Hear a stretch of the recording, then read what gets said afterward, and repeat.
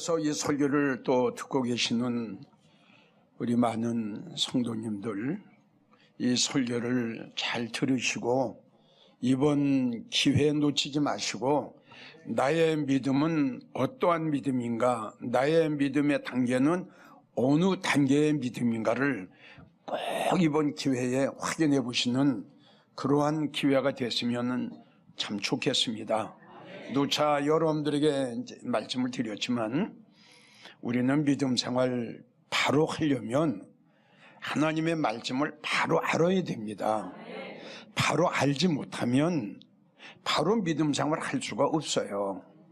열심히 충성하고 열심히 봉사, 그럼 그걸 알고 하나님의 말씀을 알고 그리고 하나님이 무엇을 기뻐하시고 하나님이 무엇을 싫어하시는가를 그걸 알고 우리가 충성도 하고 봉사도 하고 헌금도 하는 거지, 하나님이 기뻐하지 않으시고 하나님 뭐가 원치 않은 일을 그런 곳에서 그런 일을 열심히 하면 한들 천국에 올려서 하나님이 우리에게 상을 주시겠습니까? 그래서 예수님이 하신 말씀이 있어요. 바울 사도가 에베소 교회가 이런 편지를 합니다. 에베소 교회 성도들아, 성경 가방 가지고 교회 다니면서 입으로만 주여 주여 하지 말고 이왕 너희가 믿음 생활을 할 바에는 좀 바로 알고 믿음 생활해. 그 중에 지금 3주째 여러분들에게 말씀을 드리는 거, 믿음. 내 믿음은 어떤 믿음이냐 말씀드렸어요. 믿음은 하나가 아닙니다. 장로님, 권사님, 집사님, 이 설교 잘 들으셔야 돼요. 장로님, 권사님, 집사님, 믿음이 하나라면 전 세계의 모든 기독교인들의 믿음은 딱 하나입니다.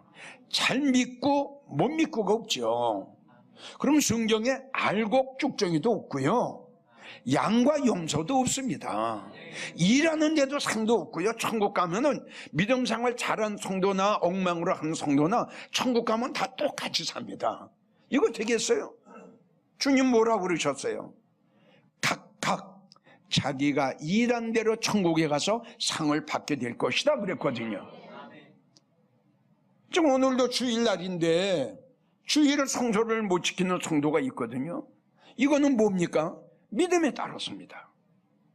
히브리 11장 6절을 보면 믿음이 없이는 어떻게? 어때? 맞아요? 믿음이 없이는 아무것도 하지 못합니다. 이거 뭐 절대적입니다. 맞죠? 믿음이 없는데 무슨 일을 합니까? 생각해 보세요. 우리가 모든 일을 할 수 있는 거, 주님으로 할 수 있는 거, 충성할 수 있는 거, 봉사할 수 있는 거, 헌금할 수 있는 거, 모든 걸 버릴 수 있는 거, 떠날 수 있는 거, 끊을 수 있는 거, 결단할 수 있는 거, 이 모든 것들이 어디서 나와요? 할렐루야. 근데 이게 없는 거예요, 이게. 그러면 각각 일한 대로 상을 주신다고 말씀하신 것은 바로 이 믿음하고 연결이 되는 겁니다. 믿음이 있어야 행함이 있죠. 행함이 있어야 상을 받죠. 맞나요? 그러니까 행함이 없다는 건 믿음이 없다고 이야기했잖아요. 정말 나의 믿음은 어떤 믿음인가, 이걸 우리는 꼭 알고 믿어야 나중에 후회를 안 옵니다. 자, 마태복음 25장의 1절부터 10절까지 보면은 10성도가 나와요. 10성도가 신랑 예수님을 기다립니다. 그러니까 다 10성도가 신랑 예수님을 기다려요. 무슨 뜻인지 알겠어요? 자, 기다린다고 해서, 교회를 나온다고 해서 다 되는 게 아니다 이겁니다. 그러면 여기서 다섯 처녀와 다섯 처녀가 차이점이 나요. 이 차이점이 뭐냐? 믿음의 차이가 나오는 거예요. 신랑 예수님을 영접해 신랑 예수님과 함께 어린 양 혼인잔치에 참석한 성도들의 믿음과 버림받은 그 다섯 처녀의 믿음과는 차이가 나는 거예요. 이걸 우리가 명심해야 된다 이겁니다. 그럼 다섯 처녀는 뭐냐? 항상 준비하고 항상 예비하고 만반의 준비를 하고 있었어요. 근데 다섯 처녀 성경을 보게 되면 등불이 꺼져 가는 것도 모르고 있었다는 결론이에요. 왜? 몰랐어요. 자기 믿음이 등불이 꺼져 갔다는 것은 제일 첫째, 성령 소멸되는 거예요. 또 은혜 쏟는 거예요. 그러니까 믿음이 떨어지는 거, 믿음이 약해지는 거예요. 지금 믿음이 막 떨어져요. 믿음이 막 약해져요. 성령이 다 소멸돼 가요. 그런데 이걸 모르는 거예요. 글쎄 이것도 모르고 믿음 생활을 하니 이거 되겠어요? 그러니까 나중에 후회오지 않습니까? 밀어난 다섯 처녀 보세요. 버림받았어요. 슬피 울었어요. 밀어냈어요.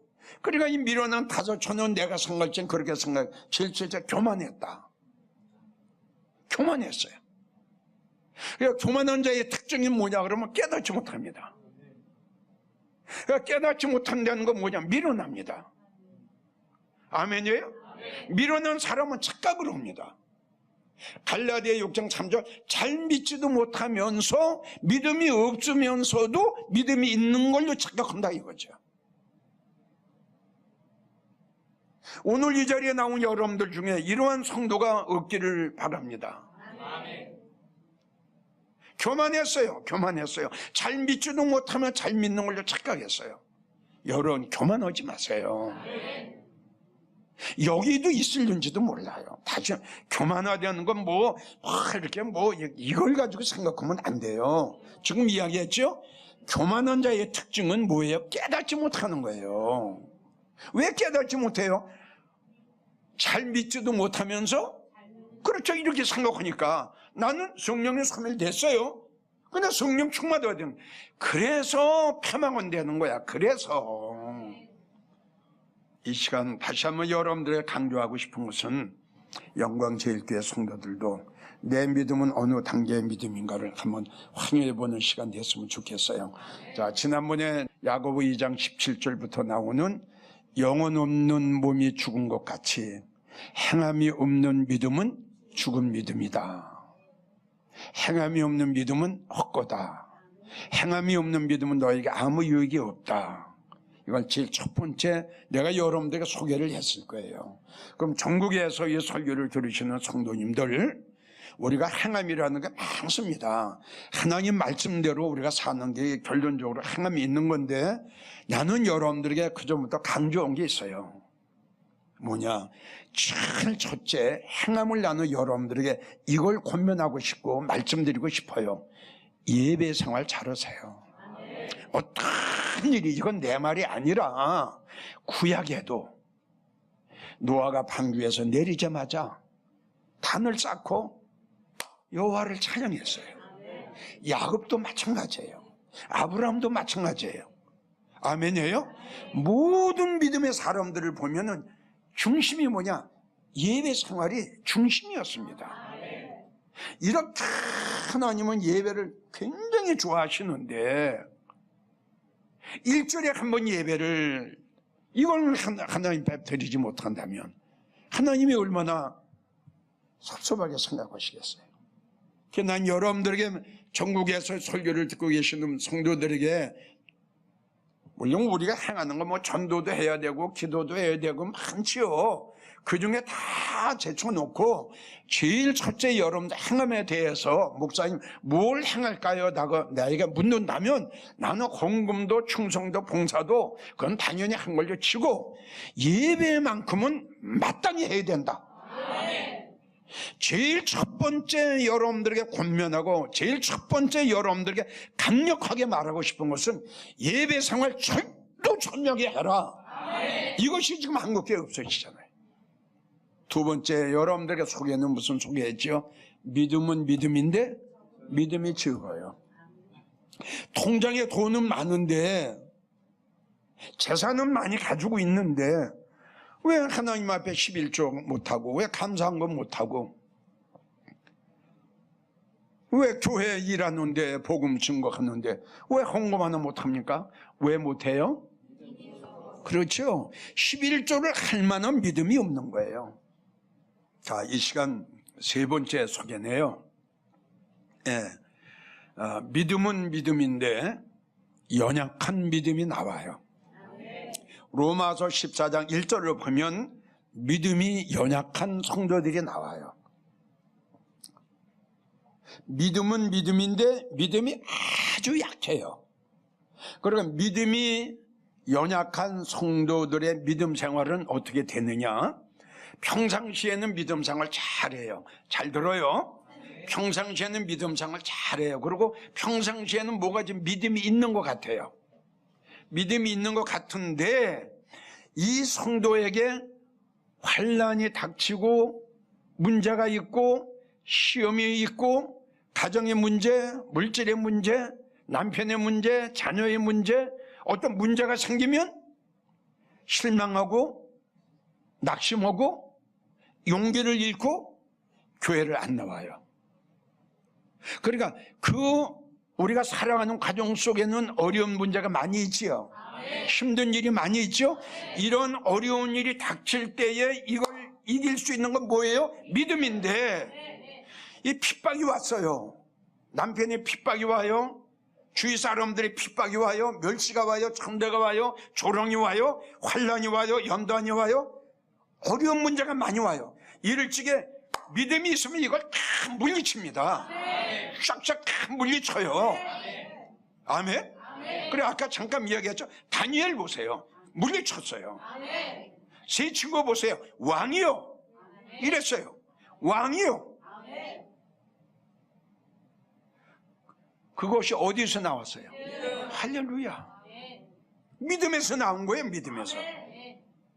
근데 믿음이 연약한 성도는 평상시에는 믿음 생활 잘하는 것 같고 믿음이 있는 것 같은데 이런 어려운 일이 닥치게 되면은 실망하고 낙심하고 용기를 잃고 두렵고 떨려.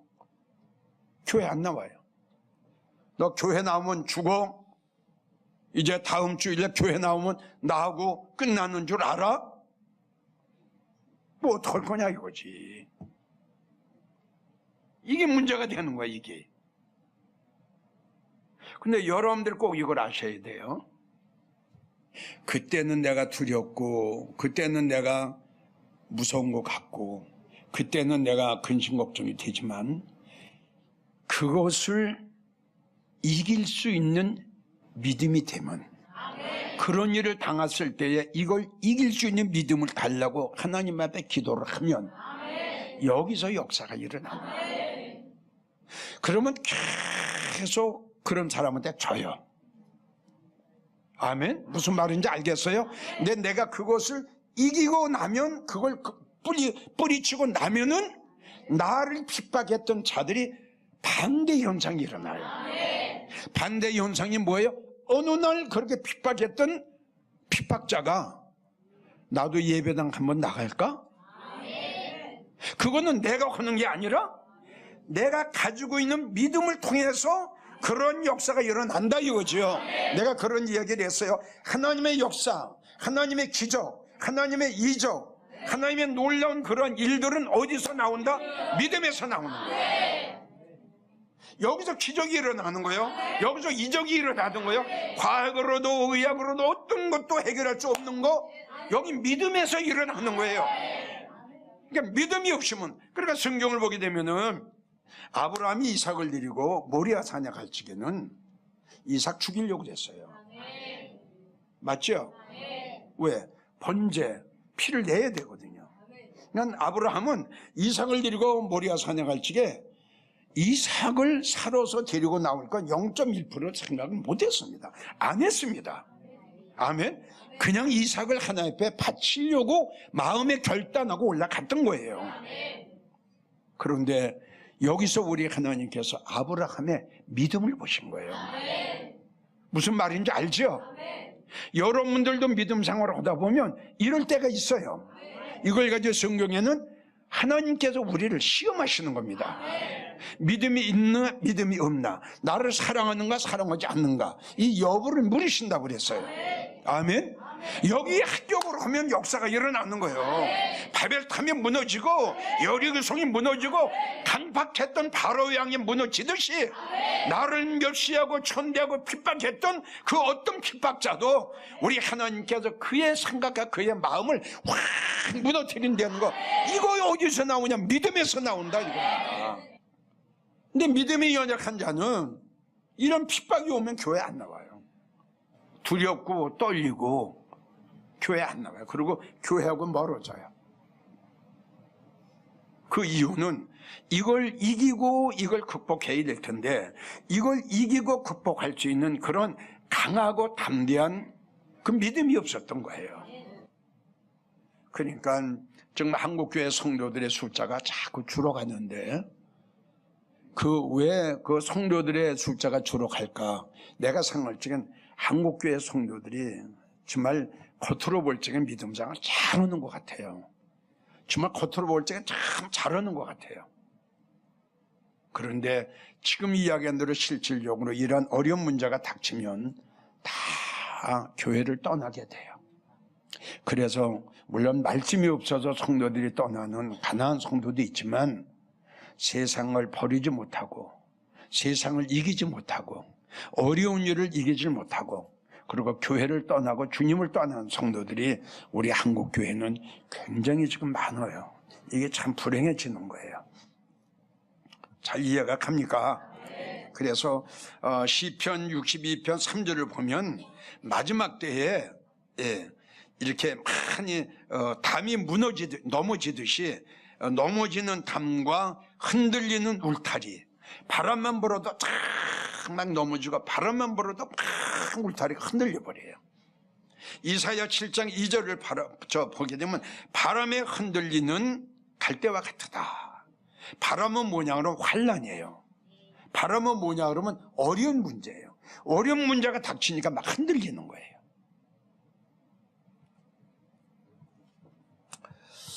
요한계시록 6장 13절을 보면은 아주 우리가 봤을 때에 상당히 좀 부담되는 말씀이 있어요. 하늘의 별들이 무화과 나무가 대풍에 흔들려서 선 과일이 떨어지는 것 같이 땅에 떨어지며, 이런 말씀이 나와요. 이런 말씀은 성도들의 들림이 받고 난 후에 큰 대풍이 옵니다. 이런 대풍이 뭐죠? 큰 바람이죠. 그래서 이 큰 대풍을 가지고 성경에는 마태복음 24장 21절을 보면 창세 이후로 없는 바람이 와요. 이걸 가지고 환난이라고 합니다. 다니엘 12장 1절에도 전무후무한 하나님의 마지막 환난이 임하게 되죠. 이제 성도들의 들림의 사건이 일어나고 난 다음에 엄청난 이제 환난이 오는데, 이 환난 때 어떻게 됐느냐 그러면은 하늘의 별들이 무화과 나무가 대풍에 흔들려서 익지 않는, 여기 선 과일이라고 나왔어요. 익지 않은 거죠. 선 과일이 땅에 떨어지는 것 같이 다 떨어져 버려요. 그럼 이제 떨어진다는 건 무슨 뜻이에요? 주님하고 멀어지는, 믿음이 떨어지는 게 아니에요. 주님하고 멀어지는 거예요. 잘 이해가 가요? 주님하고 멀어져요. 주님하고 멀어지면 어떻게 돼요? 구원의 문제가 생기는 거예요. 잘 믿어져요? 구원의 문제가 생겨요. 떨어졌어요. 주님하고 떨어졌어요. 많이 떨어졌어요. 우리는 이러한 설교를 들으면서 과연 나의 믿음이 혹시 이렇지 않나? 아멘? 예. 내가 믿음 생활을 해오면서 이런 당했을 때에 내가 흔들린 적이 있지 않나? 내가 넘어진 적이 있지 않나? 이걸 우리가 한번 좀 깊이 생각해 봤으면 좋겠어요. 자, 두 번째, 이 믿음이 연약한 성도는 시험이 잘 듭니다. 왜 시험이 잘 들어요? 예. 그러니까 이렇게 목회를 해보니까요, 이 어느 때의 시험이 제일 많이 드느냐 보니까, 제일 첫째 보니까 목사님이 책망하고 권면하고 훈계하고 야단치고 이럴 때에 좀 목사님의 설교가 너무 강하다 이거예요. 쉽게 말한다면 막 책망을 하는 거예요. 그렇게 믿음 생활해가지고 천국 가겠어? 그렇게 신앙 생활해가지고 예수님 오실 때 주님 영접할 수 있겠어? 막 야단치죠. 이걸 가지고 성경에는 책망이라고 해요. 그리고 권면이라고 하고 훈계라고 해요. 아멘이에요? 다시요. 여러분들이 목사님 설교에 걸려서 시험이 듣는 일이 있을 거예요. 없다는 건 거짓말이에요. 예, 있을 거예요. 아멘. 근데 실질적으로 성경을 보게 되면 걸리는 설교가 성도를 살리는 설교입니다. 실질적으로.